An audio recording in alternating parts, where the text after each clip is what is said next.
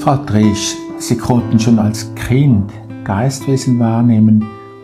Wann begann das und wie lernten Sie damit umzugehen? Ja, das ist schon in meiner Kindheit so gewesen, dass sich einfach die Menschen zeigten, die bereits die Erde verlassen haben. Und für mich war es ganz normal. Darum konnte ich nicht verstehen, wenn jemand mich nicht verstand oder ich etwas äußerte oder mitteilte, dass hier jemand ist, habe ich dann oft gehört, die Monika sieht Geister oder sie ist eine Träumerin. Umzugehen war nicht so einfach, weil es war für mich mit viel Angst geprägt. Angst vom Nicht-Verstehen-Sein, weil es für mich eigentlich normal war und niemand konnte mich damals verstehen. Das hat mich auch oft traurig gemacht. Ich kann mich gut erinnern, dass ich schon damals in meiner frühen Kindheit hinter die Tür geschaut habe, vor allem abends beim Einschlafen oder dann unter das Bett, wollte sicher sein, dass niemand hier war. War auch niemand im Moment vorhanden, aber sobald dann das Licht gelöscht wurde, oft stand wieder jemand da und das war damals nicht so einfach zu verstehen. Aber ja, durch das bin ich jetzt da, wo ich bin und jetzt gehört es ist der unsichtbare Teil, wurde jetzt wie sichtbar. Haben Sie noch mehr gesehen als verstorbene Geistwesen? Ja, da kamen auch Tiere dazu. Ich war mit meinem Großvater oft im Wald spazieren gegangen. Die ganzen Tierwesen, Feen, all das war immer bei mir und es war für mich ganz klar, die gehören dazu. Aber das zu verstehen, dass es nur auf meiner Seite sichtbar war nicht so einfach zu verstehen. Und die Tiere spielten miteinander, also es war wie sie eigentlich jetzt oder zu Lebzeiten miteinander unterwegs waren. Auch die Menschen, die Verstorbenen, sie zeigten sich, wie sie gelebt haben, auch oft, was sie für eine Kleidung tragen und so weiter, oder die Haare. Es war sehr viel sichtbar. Was für Tiere sahen Sie? Das waren schon hauptsächlich die Haustiere, die sich so zeigten. Also die verstorbenen Haustiere, ja. Ja. Was haben die getan? Ganz normal, sie spielten miteinander. Oft sah ich ein Bild, das mir gezeigt wurde. Auch Tiere können Botschaften übermitteln wie die Menschen. Und das war für mich auch sehr faszinierend, zu sehen, was Tiere auch uns Menschen weitergeben. Auch Tiere wollen nicht, dass wir traurig sind auf der irdischen Ebene. Sie wollen uns auch unterstützen und zeigen, dass sie weiterhin mit uns verbunden bleiben. Wenn Sie sagen, die Tiere geben Botschaften, wie soll man sich das vorstellen? Das ist eigentlich wie beim Mensch selber. Das ist das Energiefeld, die sie mitbringen und dadurch erhalte ich Informationen. Das können Bilder sein, das die geistige Ebene zeigt. Es können Gefühle sein. Es gibt eigentlich keinen Unterschied von einem Lichtwesen, Mensch oder Tier. Sie haben gesagt, Sie haben Feen gesehen. Ja. Wie sahen Sie diese Feen oder wie sahen diese aus? Das war wunderschön. Wir waren im Wald, spazierten und da war wieder einfach die Feen, wie man sie von den Filmen kennt, waren sie hier. Und sie waren einfach sehr erfreut oder ein freudvolles Gefühl kam da hinein, einfach von Natur, Geborgenheit. Auch das war sehr schön zu sehen. Gibt es Dinge, die Ihnen besonders gut in Erinnerung geblieben sind, von Ihrer Kindheit, von diesen Wahrnehmungen? Ja, die Kindheit ist eher mit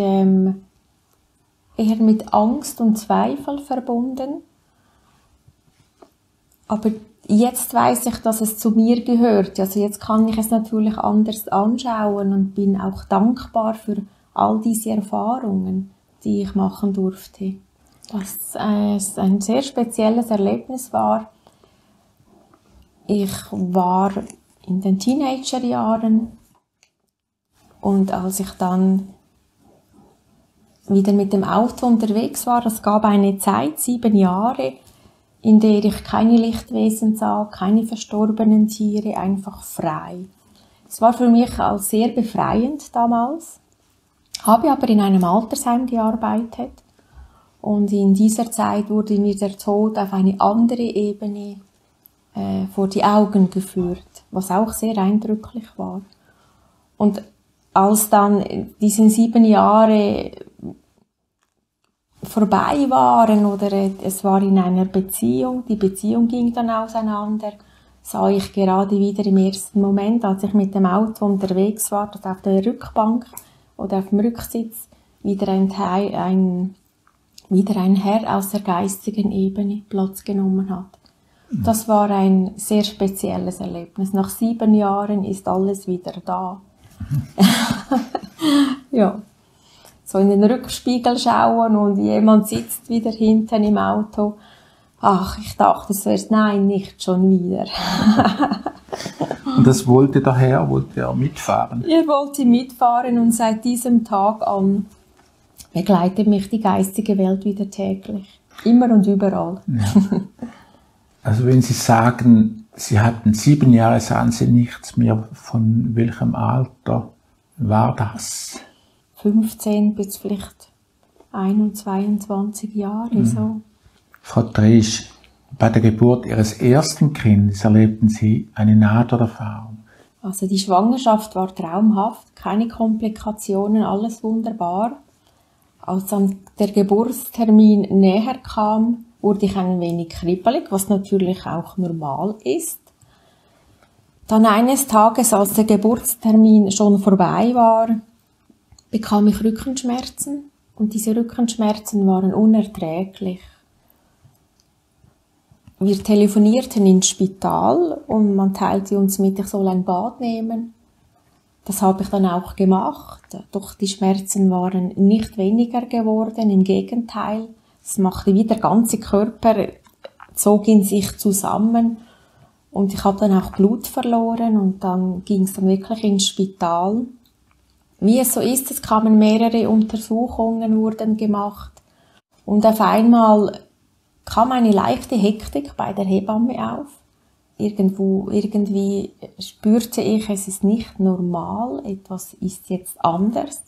Und sie teilte es uns auch mit, die Herztöne vom Baby waren stark zurückgegangen. Und dann kam wirklich die Hektik und es gab dann einen Notfallkaiserschnitt. Und ich spürte, der Schmerz, der war so auf den Körper bezogen, überall. Es war nicht nur beim Bauch, sondern der ganze Rücken, ich konnte mich kaum mehr bewegen vor Schmerzen und man glaubte mir nicht so. Und man sagte, ja, ich habe jetzt Medikament und so erhalten. Doch ich spürte alles. Und dann hat man mir etwas gegeben. Dann schwebte ich. Also es war wie, ich bin eingeschlafen. Ich wurde ganz still, ruhig. Und auf einmal sah ich ein Licht, das auf mich zukam. Und mit diesem Licht, diese Fülle, diese Geborgenheit, Vertrautheit. Es war einfach schön. Und ich folgte diesem Licht, ging wie ein Schweben, ging ich weiter. Es war alles vorhanden und doch nichts. Es war einfach schön. Sehr schwierig, dieses Gefühl in Wörter zu fassen. Doch ich lebe es gerade wieder mit, wenn ich es erzähle. Es ist einfach enorm, dieses Licht, diese Wärme auch. Und ich ging einfach, oder es zog mich einfach weiter, ohne irgendwie Gedanken zu machen. Spürte ich auch, dass die Gedanken hier auf Erden sind und in der geistigen Ebene ist man einfach frei. Und ich ließ mich einfach schweben. Manchmal schaute ich wieder nach unten in den Geburtssaal oder in den Operationssaal, sah dann, wie sie unten irgendwie die Hektik sich nach wie vor ausbreitete, wie mein Mann den Operationssaal verlassen musste. Doch irgendwie dachte ich etwas und trotzdem wieder nichts. Ich konnte es nicht verstehen, was unten geht, sondern ich war einfach umhüllt von Licht. Wollte enorm dieses Licht beibehalten oder es fühlte sich einfach großartig an. Und dann auf einmal hörte ich eine Stimme: Monika, du musst wieder hinunter, du hast noch eine Aufgabe. Ich weiß nicht, was ich gedacht habe. Irgendwie dachte ich trotzdem, nein, ich bin jetzt hier und ich bin in dieser bedingungslosen Liebe, ich bin in dieser Freiheit. Ich bleibe hier.